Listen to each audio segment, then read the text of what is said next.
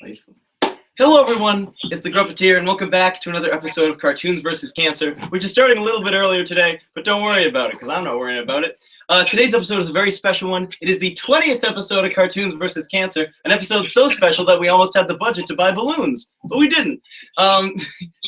In the studio today we have Mr. Conrad Vernon, who is the director of Sausage Party, Madagascar 3, Shrek 2, and Monsters vs. Aliens for DreamWorks, and we're very happy to have him. Welcome to the show, Conrad. Hello! And since Conrad is not in the studio today, we've trapped his spirit and his mind and his body in this little gingerbread man that even has like the classic Conrad Vernon goatee, which will hopefully stand up. There he is. So, of course, if you want to ask Conrad any questions, put them in the comments below. And of course, don't forget to donate. It'd be really nice if you did that. And of course, I would like to thank everybody, because this is the 20th episode, for supporting the show for this long. It's been great. I ain't gonna get sappy. We're gonna get right into it. So, Conrad, if I may ask you a serious question, do you know the Muffin Man? Indeed, I do know Muffin Man. He lives on Drury Lane, but I'm guessing you wanted it in the voice, right? I mean, I guess. Yeah, okay. Yes, I know the Muffin Man. He lives on Drury Lane. And that is where I'd like to get started with. As long you are a director, but you do a lot of stuff in voice work, and I'd like to know if you started your career wanting to be an animating director, or if you wanted to do if you wanted to be a voiceover artist. No, I got into it to be a director. Mm-hmm. Yeah, I kind of wanted. When I was doing storyboards, I started out doing boards and writing, mm-hmm. and I found that I was making up a lot of the stuff. I worked in TV for a long time, for 5 years. I worked in TV and worked on Rocko's Modern Life and Ren and Stimpy and Itsy Bitsy Spider, a few other shows. And I found that I was writing and making up my own stuff.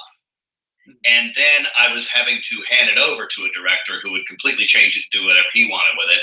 And that drove me nuts. Yeah. So I said, I need to be in that position. So I worked my way up through TV and then got a job at DreamWorks. And we can go into more detail of this later if you want.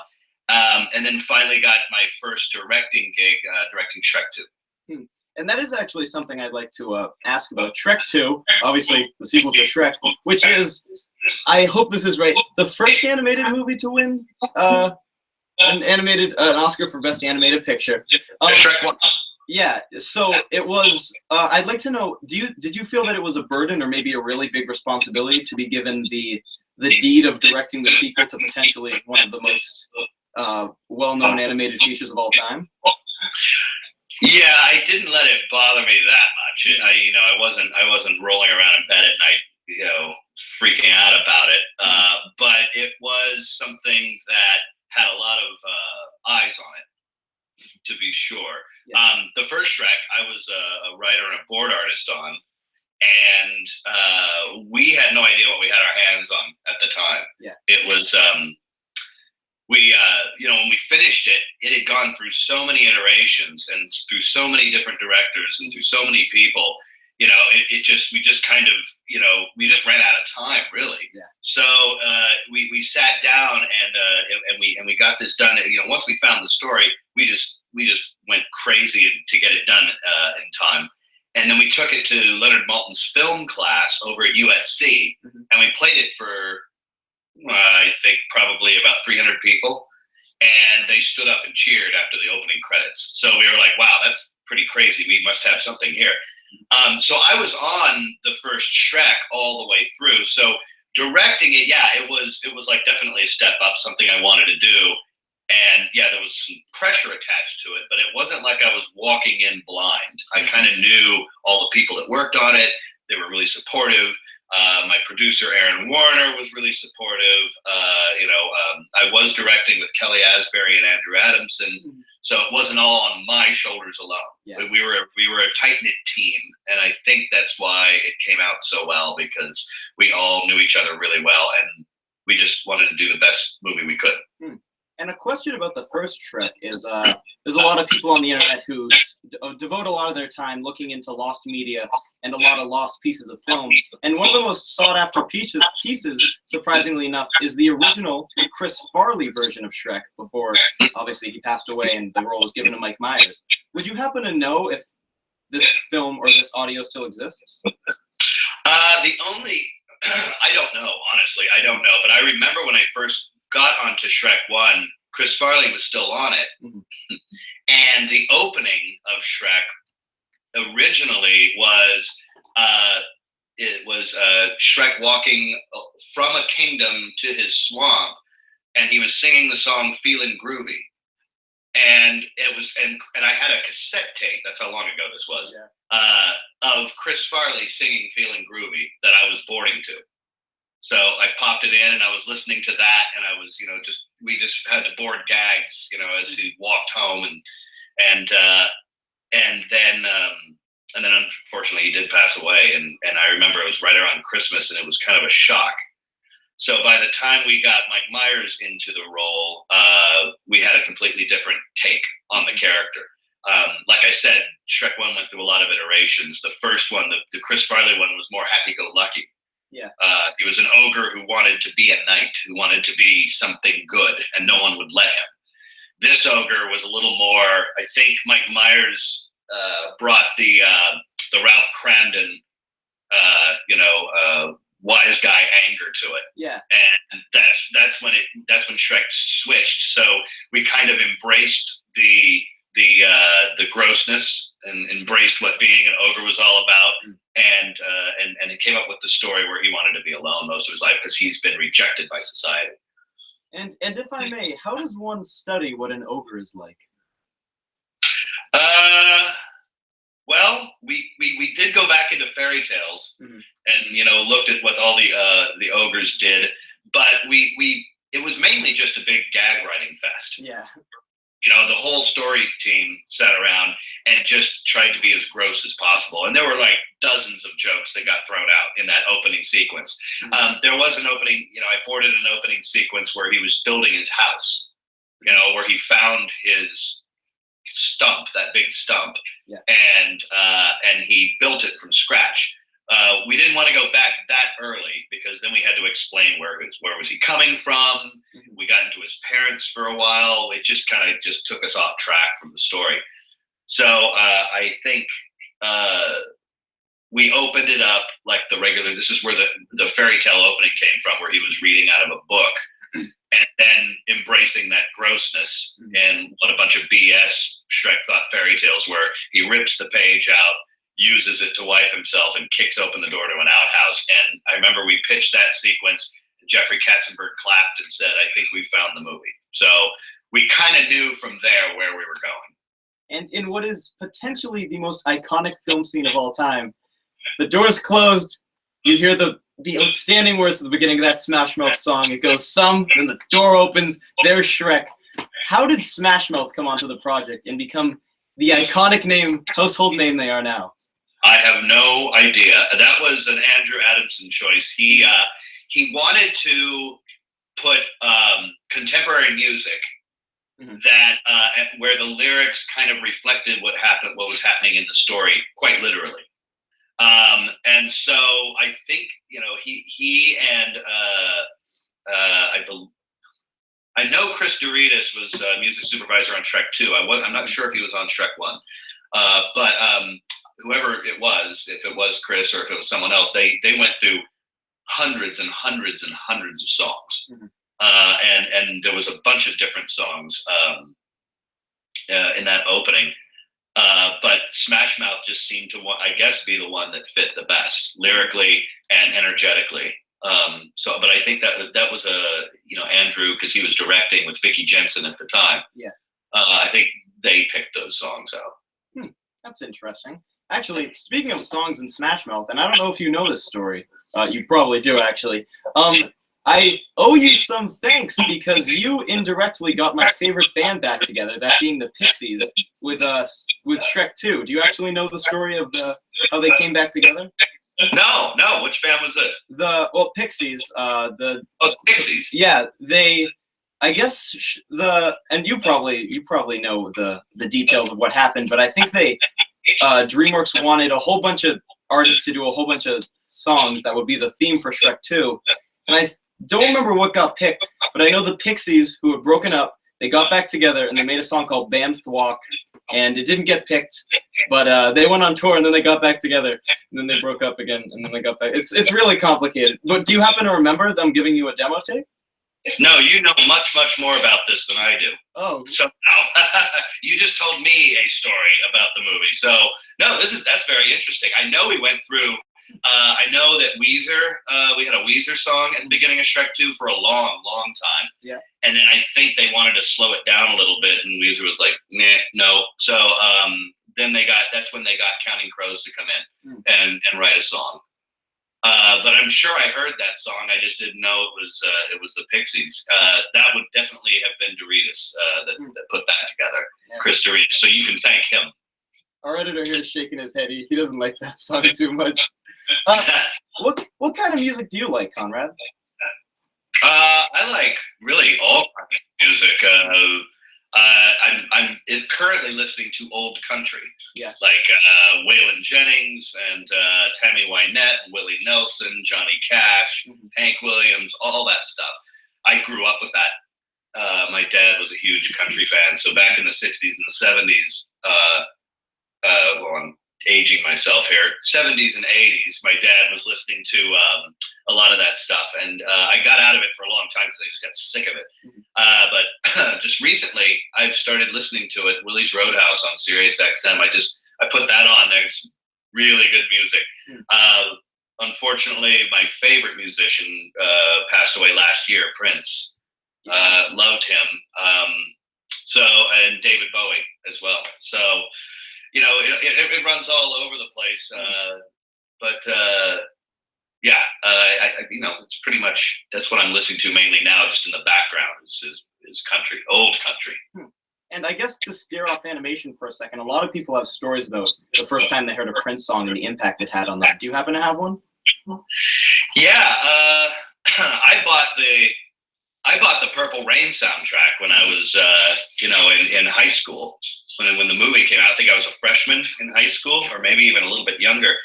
And you know, the music blew me away. I listened to that thing on a loop constantly, and then I saw the movie, and just watching him perform is a completely different experience. I mean, his performance was so unbelievable and so spot on and so precise that it not only elevated the music, it made the music sound differently to watch him play it, to me. You know, so watching his fingers go up and down that fretboard, and you would actually hear notes that you might not have heard on the cassette because they were so fast, but you saw his fingers moving. So you went, oh my God, that's a triplet that he's playing there. I thought it was two notes, you know. So it's kind of, it was kind of unbelievable. And then I saw him in concert, and that's when I became a true fan. I saw him on the Love Sexy tour a long time ago, and that was just mind blowing. And then I got the opportunity to see him at the Staples Center. Oh yeah. With a really good friend of mine, and afterwards she said, let's go by the House of Blues. I said okay. She was a friend of Dan Aykroyd's, who walked us into the House of Blues all the way through the top steps. This giant bookcase opened, and there was about a 30 by 30 foot room, and Prince and his entire band were there.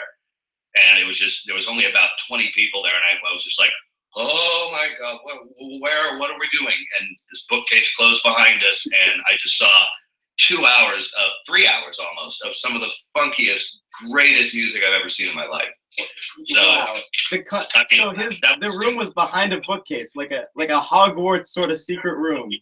Yeah, it was a giant wall with books, and the thing clicked open and slid, and you looked inside, and there was Prince and his entire band in a tiny room. And at one point, he was on the keyboards. At one point, he hopped out from behind the keyboards, walked over, and said, "You having a good time?" And I said, "Yeah." And he spun around and listened to his band for about 2 minutes, and then disappeared behind this wall. And it was like he was there and he was gone the next second.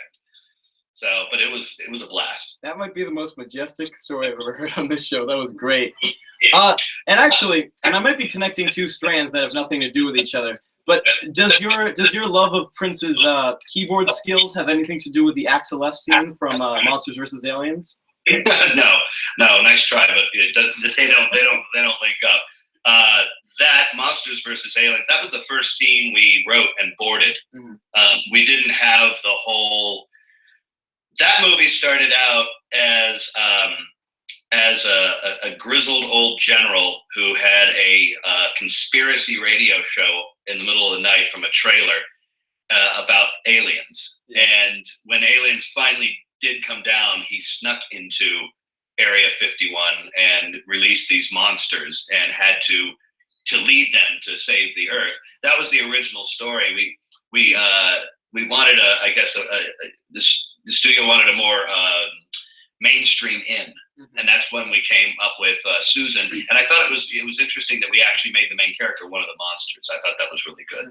Instead of being someone who wasn't a monster, you wanted to get into their point of view. So, but we didn't have that story yet. So what we did was we just storyboarded the landing of the aliens, and a good friend of mine, Mike Mitchell, came on, and I gave him that, and he and I worked on it together. He boarded it, but he and I wrote it together, and that's pretty much where, you know, we had him going up the stairs, getting to the keyboard. He did the da, da, da, da, da, and then we were like, okay, now what does he do?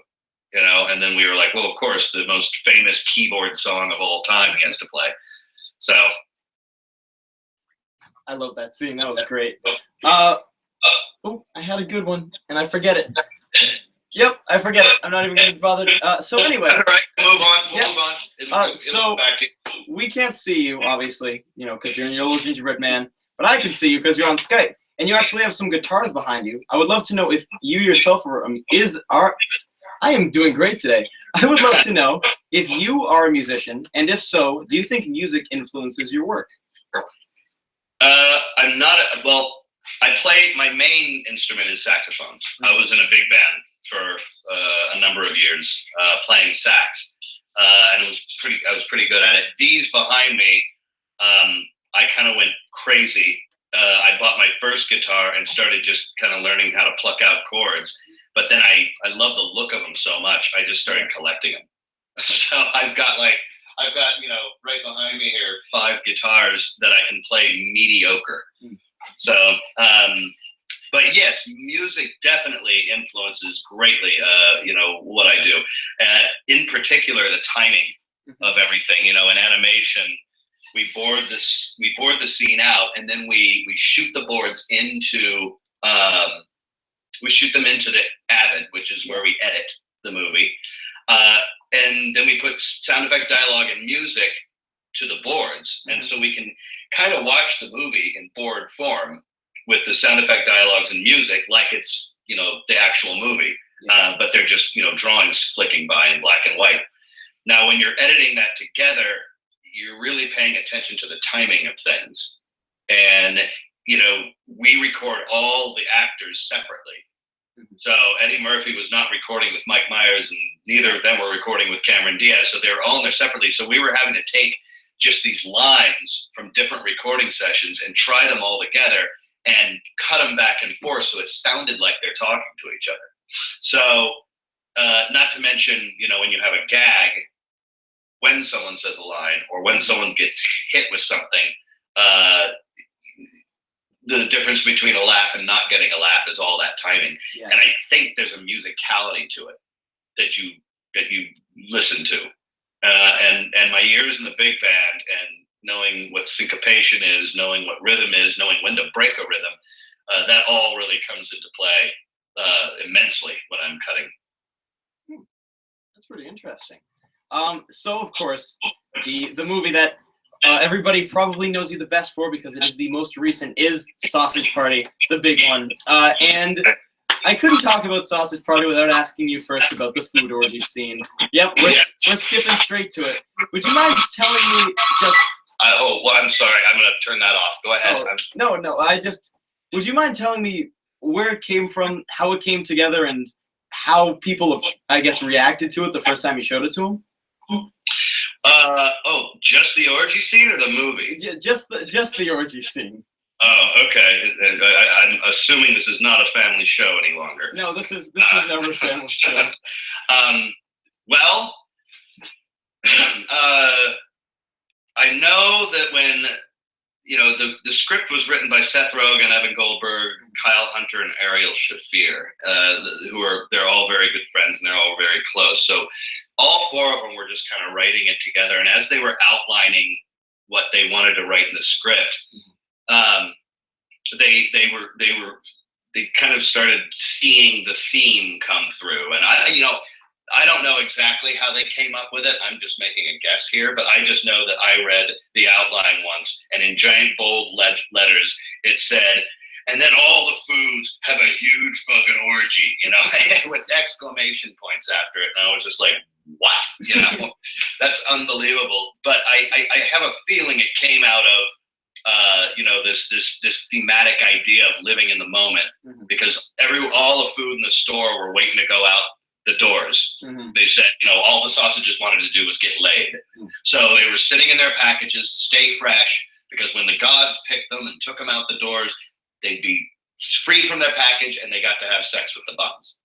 And that's when Frank, the main character, started saying, "Are you sure we're waiting for the right thing? I mean, I'd love to get out of this package now and have sex." And then everyone's saying, "Yeah, you gotta wait, you gotta wait, you gotta wait." So this thematic idea of waiting, to be happy, waiting for something big to happen instead of taking life by the balls and doing it. I think once they realize that when they do go out the doors, it's crap and it's awful, and they get horribly sliced up and eaten, that's when they go, "Well, screw it. Let's do what we've always wanted to do." And in the original script, they had sex and then went and attacked the store. But we felt like we were blowing our load, so to speak, a little too soon by doing that, because after an orgy, where do you go? The film just kind of dipped after that. I mean, the giant war meant nothing after the orgy. So we just switched those two things around, put the orgy at the end, and it was a pretty great climax to the movie. And I promise that'll be my last sex pun. It's all right. I think we can fit some more in. The thing is, whenever I talk to someone, I'm in high school, everyone always says sausage party. You know the end, right? It ends with a giant orgy. I'd love to know, how did people you showed it to the first time react? Well, they were in hysterics. Yeah, they couldn't believe it. I mean, from the first time when they wrote it, it was hysterical. Yeah. And I was laughing when I wrote it, but it wasn't really fully fleshed out. It was just kind of just like they have sex. Frank screws Brenda. Brenda screws Carl. Carl screws Barry. Barry fucks this. Da, da, da, da, da, da. It was just pretty much that, and it was pretty funny just to read. But then we had our board artists, our board team, really kind of blow it open and do everything that you see on the screen. The board artists kind of came up with, and we had this. One of our board artists, Scott Underwood and Todd DeMong, those two, and there's a lot of other board artists that gave gags to this, but Scott Underwood pitched it one day. He came in and it was filthy dirty, even filthier than what you see in the movie. Yeah. I mean, it was like, because the MPAA told us no fluids. So that meant the chocolate sauce and the mayonnaise and the pickle relish, all that was cut out. We weren't allowed to use terrible. That. But that was in. So what we did was we had Seth and Evan and the producers and the other writers, and everyone from Point Grey, Seth and Evan's company down in LA, came up to Vancouver, and they sat in our editorial suite, and we turned the camera around to record their reactions to the pitch.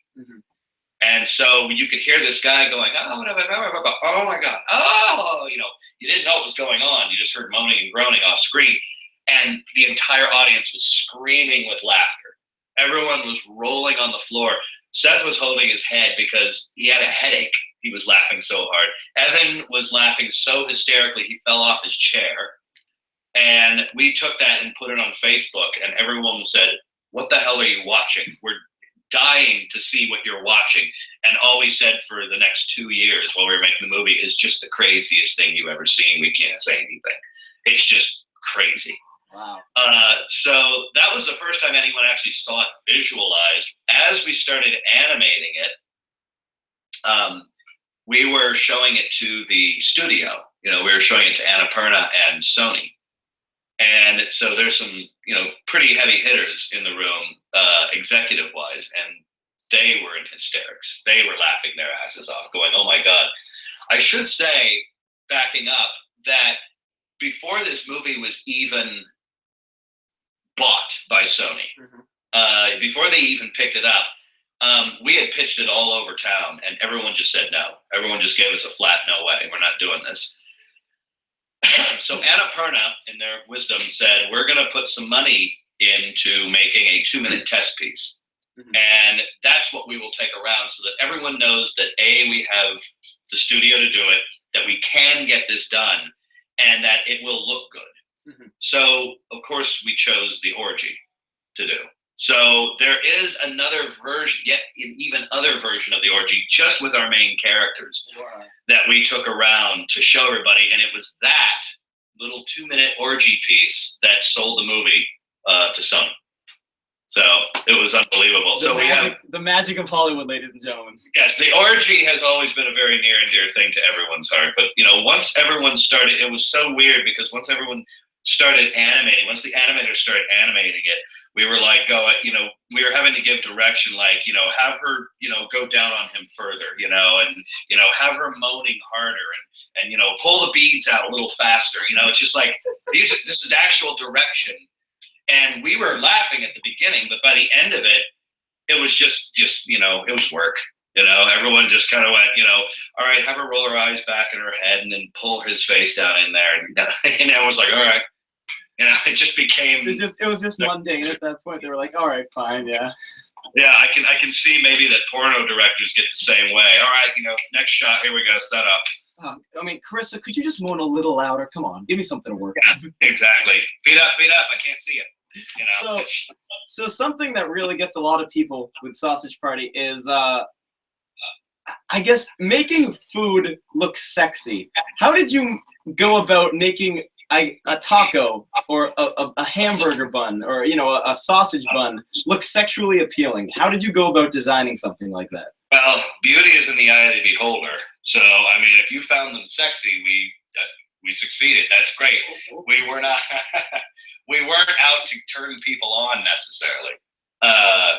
But our character designer, Craig Kelman, who is just an immense talent, he came on and did all of our character designs. And I gotta say that, putting that vaginal mouth on Brenda was like, we were cracking up so hard when we first saw it. We were all screaming. I know that Jonah Hill was in on this really a lot early on. And he was hanging out with Seth and Evan. I went over there and showed it to them, and the whole trailer burst into laughter. And people were walking over going, "What the hell's going on in here?" And we showed them the picture of the bun with the vertical mouth, and it was like, people were like, "What the hell are you doing?" I have no. So people couldn't believe it, and that was a big debate for the whole time we were pitching it. We kind of ignored the idea that she had like this vertical mouth for a long time, but once we got into production of the actual movie, the question was raised: do we want to stick with the vertical mouth? Or do we want to just give her a regular mouth? And Megan Ellison, thank God, said, "If you turn that vertical mouth into a horizontal mouth, I'm pulling my money and we're not making this movie." And we were like, great, we're keeping the vertical mouth. So that was, that was a brainstorm. That was a brainchild of Craig Kelman. Even her figure, the way he gave her breasts and booty and everything, that was him. And then Teresa DeTaco was a really tough one to do because we started out, the design had her arms coming out from the bottom of her taco shell with her legs, but her knuckles dragged the ground. Yeah. And she was just like, she looked kind of ape-like. It was really weird. So we gave her little, Carmen Miranda sleeves and stuck them on the side. and it seemed to work fine. You know, there was a lot of things back, you know, that in the past when I've been character designing for DreamWorks movies, there was a lot of pushback on getting really cartoony proportions on characters. Like if their arms were really, really short, but their head was really, really tall, they'd say, well, they're not going to be able to scratch the top of their head. And my opinion is always, so don't make them scratch the top of their head. Yeah. You know, it's not like we have to do it. If they have to think, have them scratch their chin instead, because their arms are too short. Or we could make a joke out of it and have them bend their head down just to scratch it. And you know, once we did that with Teresa, that was a concern. Oh, she's not going to be able to blow a kiss or, you know, wipe her eye or anything like that because she can't reach her face. And I was like, so we won't have her reach her face, and it was fine. You know, no one's going, gee, her arms are too short. I don't believe this character. You know, so this was a really fun experience because we went way cartoonier with our animation. We went right back to rubber hose and giant white glove characters from the 1930s and 40s of cartoons. If you still frame the movie, you can see some wild in-betweens of the characters because we actually looked at old Bob Clampett stuff, and we did wipes and multi-arms and takes, and it's all in there. So if you actually still frame through it, you'll see some pretty crazy frames of film in there. I gotta know, you know, you love the Bob Clampett and all that. How did you initially get interested in animation at all? Not just the job, but the genre. Well, I was, excuse me, I was a huge Mad Magazine fan when I was a kid, and one of my favorite things to do would just be open it up and start drawing pictures out of it. You know, I was a huge Mort Drucker fan. I was a huge Don Martin fan, Al Jaff, you know, just Sergio Aragones. All these guys were my heroes, and I would actually copy their drawings, especially Mort Drucker, because his caricatures were just so spot on. I did not know how he did it. It flipped me out, and so I drew and drew and drew and drew, and I realized that I really liked doing it, and that I had enough talent to actually make it look halfway decent. So throughout high school, you know, I said to myself, I'm either going to be a musician or an artist. And I had this strange, I don't know why I had this thought in high school, but I was like, if I get a job drawing, it's going to be my job every day, and I'm going to get sick of it. I don't want to get sick of it. So I'm going to be a musician because I have fun playing music every day, and I'm with other people all the time. Well, I went to music and unfortunately found that I got tired of that, that I never got tired of drawing. So I went back into drawing after being in a big band for years. I was in college, and I decided to go to Long Beach State. I had already done 2 years of college studying music, and so I was like already behind when I decided to switch into the arts. I didn't know animation yet. I just said I want to draw for a living. So I went to Long Beach State and started majoring in graphic design, which turned out to be a bore for me because I was drawing filing cabinets and CD players and glass tables and having to render them with marker pens realistically and put the shine mark on the right side and all this stuff. And it just became so mundane. And I did a year of this, and now I'm 3 years into college, and I still don't know what I want to do. So I finally realized that I was going home every night and watching Roger Rabbit and Bugs Bunny cartoons, and I was loving the music. I was loving the art. Me and my roommates were, you know, we were enhancing ourselves after school and watching cartoons all night. By studying, yes. Studying the cartoons, indeed. And I, you know, I finally got fed up because I realized that I was going to be in school for another 3 years trying to get a degree in something I had no interest in. And I kind of flipped out and got panicked. And so one weekend I went home to visit my parents, and I just picked up the phone and I called Disney Studios, the main desk, and I said, how do you become an animator? Literally.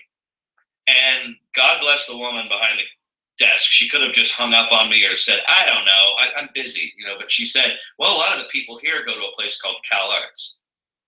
That's where they learn animation. And I went, really? So I called Cal Arts.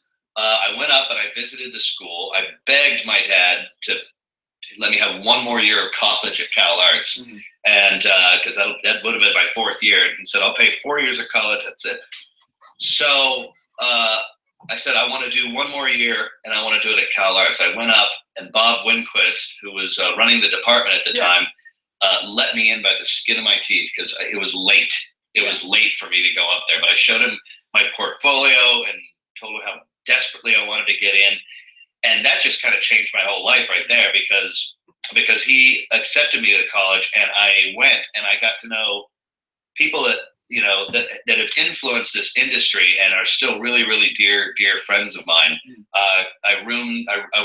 Craig McCracken I met there, who created the Powerpuff Girls.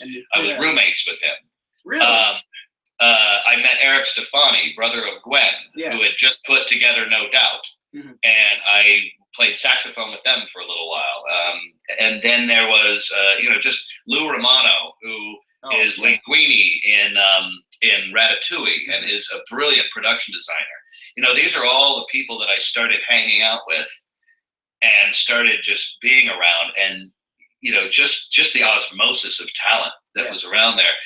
It just kind of changed my life, and that's when I just got heavily into animation and filmmaking in general, and that's what kind of put me on the path. So, if I may, if you were around during that time in Cal Arts, the time of the early What a Cartoon sort of era, did you know Tartakovsky and Rob Renzetti? Yep. Gendy and Rob were very good friends of mine at Cal Arts as well. In fact, I see Gendy over at Sony all the time. We love Rob here. He's our bud. Oh yeah? Yeah, he's come here a few times. We went out to California a bit ago with Cartoons versus Cancer, and he showed us around Disney. It was great. Oh, right on. I haven't seen Rob in a long time, but I saw Gendy the other day. But it's a very inbred little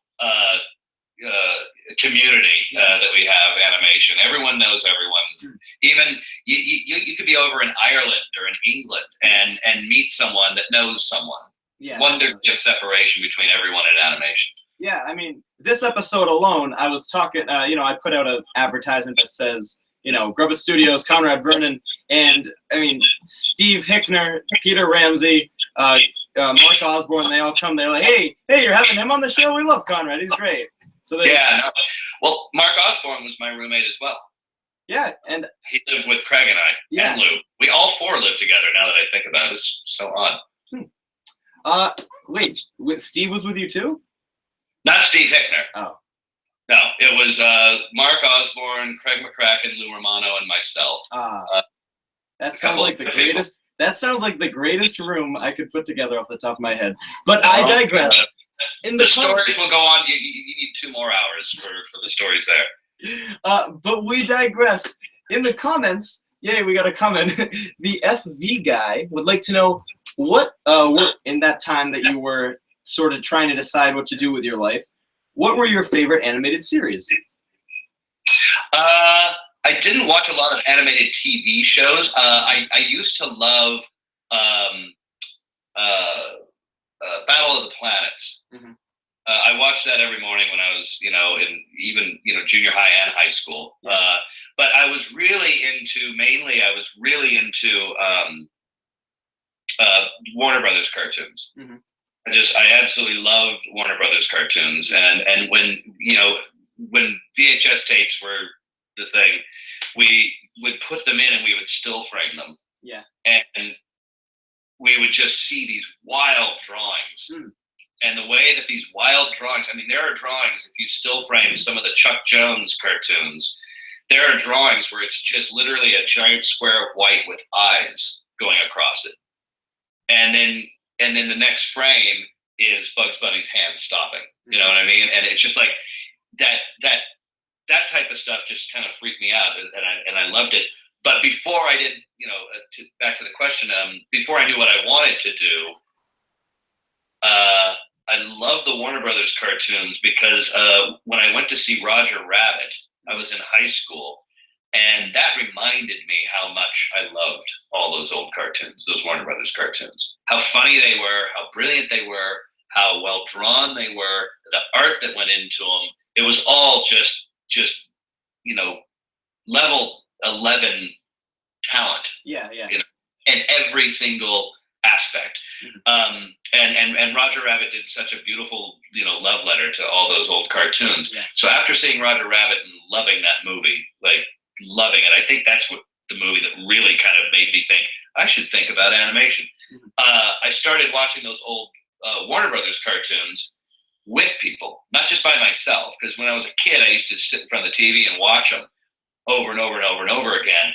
And I'd never really laugh out loud because I was by myself. I was just watching cartoons. When I started getting into a room of people and everyone started cracking up, laughter is contagious. And it was just like, wow, it's a completely different experience seeing these Warner Brothers cartoons with an audience. So they were my favorite at the time. I liked the Pink Panther cartoons when I was a kid. What else? I used to watch the Woody Woodpecker show. I like the old. Oh, yeah. I used to like the weird.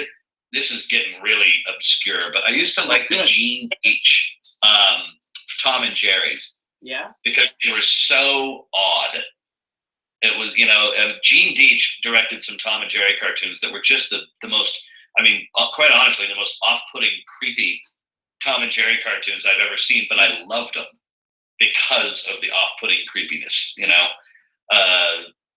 So, I mean, that's a general idea of what I watched. I like shorts, there wasn't a lot of series I watched back then. That's interesting enough. Also, if you're watching this, hi, Gene. We're friends on Facebook. That's cool. So, obviously, Sausage Party is the first, and I guess mainstream is what you want to call it, animated movie that is CGI and is also R-rated. And do you hope that with your movie, it can pave the way for other pieces of animation that are R-rated? Well, that was certainly the hope and the idea getting into it. And I've told this story quite a few times in the publicity for Sausage Party, but when I was 13, I saw heavy metal. And, actually, let me be honest here. I didn't get to see heavy metal because it was rated R and my mom wouldn't let me. But she bought me the soundtrack. And I got to see the commercial, and it was just this endless source of fascination. And for years, like for 3, 4 years after that, I was constantly going, what's in that movie? And I think probably what I had in my head was 10 times more grandiose than what was actually in the movie. When I finally saw it, I was fascinated with it. I absolutely loved that movie. And I just thought to myself, there's got to be, and not to mention, let's not forget Ralph Bakshi, who gave me my first job in the business. But I saw heavy metal first, and then I said, there's got to be more rated R animation out there. Of course, I found Ralph Bakshi in the video store and started just renting everything I could. I rented Heavy Traffic. I rented, obviously, Fritz the Cat, Hey Good Looking, Coonskin, everything that he did. I rented and watched because it was just Lord of the Rings. It was fantastic to actually see animation that was edgy and could get dark and could get scary and could get sexual and could, curse and have heavy metal music, rock and roll music to it. Boobs and rock and roll is what I said when I was a kid. Animation needs boobs and rock and roll. And so I said, I want to do that again. And even when I got a job at DreamWorks, the reason I went to work there is because they were making the movie Ants, which was a Woody Allen animated feature. And I said, that is going in the direction I want to go in. It's edgier, it's more adult, and then they slowly went back to kids. But in the beginning there, they were doing Ants, and Shrek. I mean, there's stuff in Shrek I don't think we'd be able to get away with now at DreamWorks. Dead Broad Off the Table, Eat Me. There's a lot of really edgy stuff in there. And there's two sides, if I may interrupt you, I guess, to edgy animation. There's dark, there's the vulgar, and there's the show the boobs and all that. But there's the other side. Another thing that DreamWorks was working on is sort of more serious toned movies like Prince of Egypt, Stallion is sort of serious toned at times. Mm-hmm. Do you think that there's a place in animation for movies that focus more on mature adult subjects and don't divert to maybe boobs and alcohol to convey those points? Absolutely. Absolutely. I mean, I think Sausage Party was the logical first step because it was a comedy. Yeah.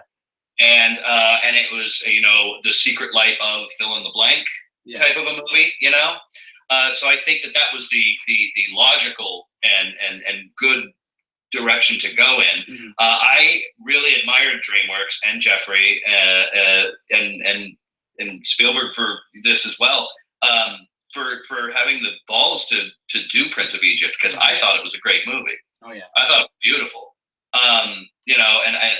And they were doing what I always wanted animation to do, which was, animation's not just for kids, and it can have weight. It can have, and it's not just about, little wooden puppets making you cry. Mm-hmm. It's about true human tragedy making you cry. So I think that's the first. I think Sausage Party is the first CG animated R-rated film. Mm-hmm. And like I said, we were hoping to burst the door down and make room for other people. And I hope they do it. We were successful. We proved that you could make money doing this, and that audiences like it. So I haven't seen or heard of any other adult animated films. I don't know if anyone has had the guts to take the next step. I don't know of any. I don't think anyone's coming out anytime soon. Yeah, well, I mean, here's the thing. I'll keep waving that flag because I just sold a TV show to Amazon, which is R-rated animation, and Annapurna, the people who did Sausage Party, are producing it. Oh yeah. So it's called Amberville, and it's basically The Sopranos with stuffed animals. So it's like a dark gang, drug-addled, violent world with teddy bears and ostriches and bunny rabbits that are all stuffed.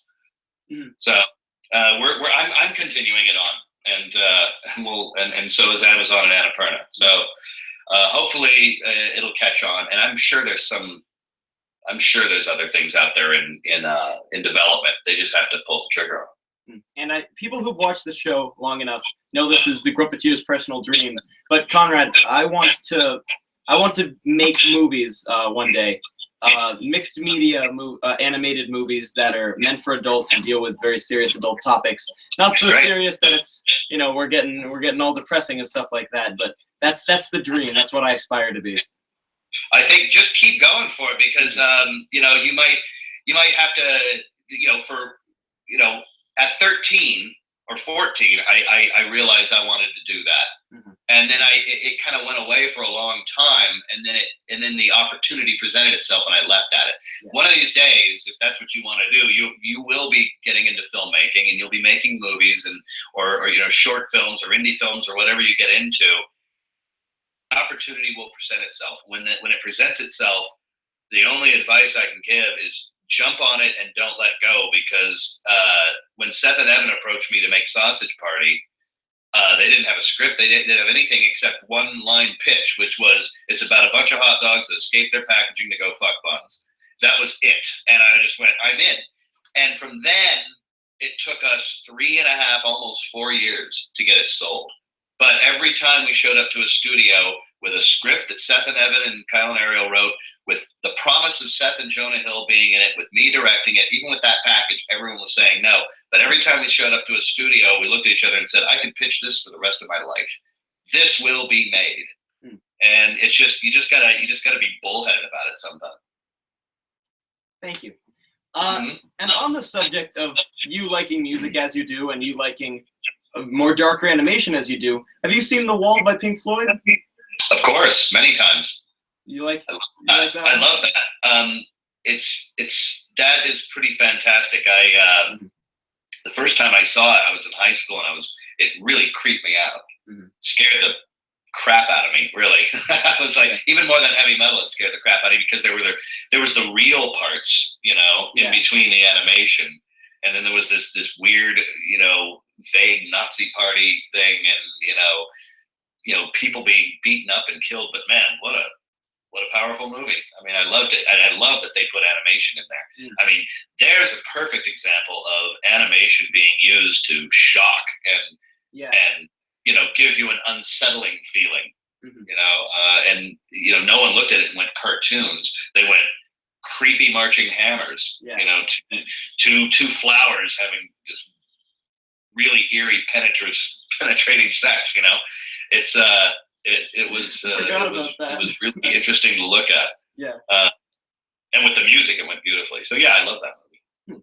So Sausage Party, if we can get back to that for a second, is the raunchy, the inappropriate. It's everything that you wouldn't want to watch, I guess, with your parents. So that I have to ask, what did your parents think of the movie? They loved it. Yeah. They thought it was great. I mean, I told them what I was doing early on, and they came to Vancouver when we were animating it, and we showed them different shots and scenes. They came to the premiere and watched it, and I didn't sit next to them. I just every once in a while I just looked down the aisle and just saw them howling. So I was like, "That's great." It's very strange that a lot of people saw this movie with their parents, whether it was in the theater or at home, and everyone calls me and says, "Oh my God, I saw that movie with my parents and it was so uncomfortable." And I said, "You knew what was in it. Why are you watching this with your parents?" One of the weirdest things was I went to see it in a theater with a friend of mine who hadn't seen it yet, and as the orgy started going, I mean, I heard this couple behind me laughing. This man and this woman, and laughing, and then suddenly the orgy came on, and the man started going, "Oh dear, oh no, oh no, oh dear," and I was like, "What is going on?" I mean, I guess he's really put off by this, And after the movie was done, I turned around. A dad had taken his 12-year-old daughter. And they were sitting there, and as soon as all the sex started happening, the dad got so uncomfortable he was verbal about it. He was like, "Oh dear." But okay, so he made it through like the druggy scene. He made it through the all those other scenes of that extreme torture, and that was the point where he was like, "Oh, wait a minute, this might not be for kids." Wow. Yeah, I mean the reactions of audiences are just so varied. It's really interesting. There was one guy who was watching the movie and didn't laugh at all until Meatloaf came on, and then he cackled so loud and could not stop laughing even after the Meatloaf thing. He cackled for a good 2 minutes after the song was over, and then didn't laugh at all until he saw Meatloaf motorboating those two mixers at the end, and then he cackled again so loud. I was like, "Well, that's the one thing that tickled him, I guess." So, and when the Red Band trailer came out and it was so shocking, everyone on Twitter was like, "It looks like a Pixar movie, but it's inappropriate." Were you surprised that the reaction a lot of people had posting it and saying, "I thought this was a kids movie"? No, that was what we were definitely going for. We worked very, very closely with the marketing team over at Sony. Seth, Evan, Megan Ellison, David Distenfeld, and myself. We all were in the meetings with the marketing team, and we went through a ton of ideas. And at the very beginning, the ideas were, "Hi, I'm Stoner Seth Rogen. Come see my stoner funny movie. It's about dicks and vaginas and stuff." And it was just like, well, we're not gonna, everyone just kind of went, that's the obvious direction to go in. So we started just talking about how seriously we took this movie. That Seth and Evan wrote a touching story. That I approached it with my partner Greg, my directing partner Greg, very cinematically. Everything we didn't half-ass anything. We wanted this to be a full Pixar experience, or as much as one as we could afford for our budget. And a lot of people put a lot of hard work in there. Yeah. And so then to go and just kind of undersell it by saying, "Here's our stupid little dick cartoon." Yeah. It's just like, that's not what we were making. Mm-hmm. So we talked to the marketing department and said, how does Pixar and how does DreamWorks, let's look at some of their trailers and how they advertise their films. Mm-hmm. And it's just like this sense of wonder, and you're coming into a world, and you're going to meet characters that you've never dreamed of. There was this magical quality to it. So we said, let's take a page from their book and start our trailer that way, and then flip it and see what happens. And so the marketing team, to their credit, they got together and they pretty much cut what we released first time out. We saw 3 versions of that trailer, and the first version we all went, that's the one. And they tweaked it a little bit, timing wise, and they put a couple of new shots in, but that's what we released. We went to South by Southwest to screen a work in progress, which was one of the most fun things I've ever done in my life. And that night, after a huge, a huge standing ovation, but from the whole crowd at South by, we released that trailer, and it, well, as you know, it went through the roof. And we weren't surprised of people's reactions. We were surprised how many people saw it, and how viral it went so quickly. Yeah. We were surprised by that, but we weren't surprised that people were like, wait a minute, or showing it to old people and watching their reactions. There was a whole chain of things that we got. We're going, watch these reactions to the Sausage Party trailer. Yeah, it was just like the reaction videos of really horrible stuff that people go Yeah. So it was pretty fun. And we almost have to wrap it up, but I do have to ask one thing. This is sort of a personal thing. A lot of people point out that the aisles, or the way that the aisles are designed in Sausage Party, resembles another movie called Food Fight, which is not as well renowned as Sausage Party, to put it lightly. Have you ever seen Food Fight? And if so, did they have any design on the aisles? No. I've seen Food Fight. We had to watch it. Yeah. We heard there was another grocery store movie. We're like, we got to see this, to make sure that we're not, we're not just doing a slightly better version of that. And so we watched it, and to tell you the truth, it's quite entertaining at its in its quality. It's so bad it's good. That's the thing. I'm as politically correct as possible saying this, but no, with the aisles, the way we design them, and it's really hard to tell in the movie because you're moving past them so fast and they're so big. But what we did was we designed all the labels to have a certain color coordination, so that if you stood back from it, we stacked the boxes and the jars in a certain way so that it looked like buildings. Like in the aisle where Frank and Brenda are, that's like it's a holiday aisle, so it was all red, white, and blue, and all the designs were like these colonial style houses, and balloons were hanging to represent trees, and so it all looked very very middle America. When you went to the Mexican aisle, we had a lot of red and orange and yellow labels, and we kind of stacked them on top of each other to look like adobe roofs. And then when we did all the different the Greek aisle and the German aisle, and we did all these different aisles, we tried to color coordinate them and then stack a certain amount of boxes and jars and jugs and things to make it look like you were in that world. If you go to the Asian aisle, it's we made it look like Chinatown at night. Yeah. And we had specific designs for boxes and bottles and everything to make it look, like they had those green roofs, those green sweeping roofs that they have in Chinatown and everything. So, we wanted this to be like kind of like a trip around the world. Yeah. Because like if we're going to be confined to a grocery store, it's going to get pretty boring walking from aisle to aisle to aisle to aisle. So we had them climb an aisle, and then there was the plant section on top, which turned into a jungle.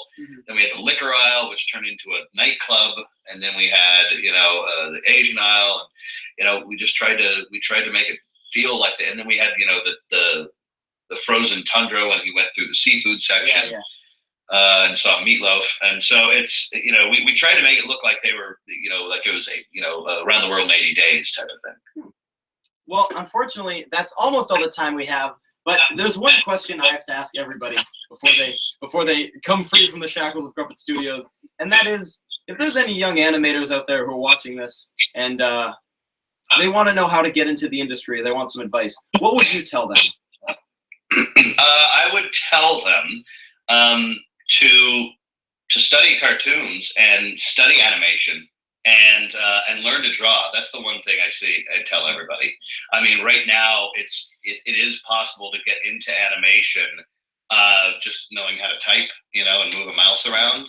And as long as you understand movement really, really well, that will suffice. But I think that there is a foundational skill when you learn to draw and you actually learn to flip paper and to squash and stretch something that will enhance your computer animation immensely and will set you above and apart and above any animator who doesn't know how to draw. So I would say study animation, learn how to draw constantly, and design, and then go to school. Go to school and enjoy making movies, because once you get out of school, you're making someone else's movie until you become, like Seth Rogen and Evan Goldberg, with our Sausage Party movie. Until you get there, you're going to be making someone else's movie. So make your voice known in school and make as many, do as much animation and make as many films as you can. And then, if you do that, then there's a pretty good chance you'll get a career in it. Ladies and gentlemen, thank you for joining us for another episode of Cartoons vs. Cancer. Conrad Vernon is the director of Sausage Party, Shrek 2, Madagascar 3, and Monsters vs. Aliens, all of which I'm pretty sure, I don't know if Sausage Party is on Netflix, but I think the rest of them are. You can go watch them there. I don't know if he gets any. I don't know. Conrad, is there anything you would like to say before we sign off? No, thank you for having me on, and I didn't know you had Mark Osborne and Steve Hickner and all those guys on. So if you see me before I do, say hi, and I hope I wasn't too boring. No, I had fun, but I'm biased. Ladies and gentlemen, the next episode of Cartoons vs. Cancer is actually next Monday, which is, I should know this, May 15th at 7 p.m. Eastern Standard Time with Chris Williams, the co-director of Bolt and Big Hero 6. It's going to be a blast. I got to find some Baymax stuff to put around my room. We will see you guys later. Thank you so much for watching, and goodbye.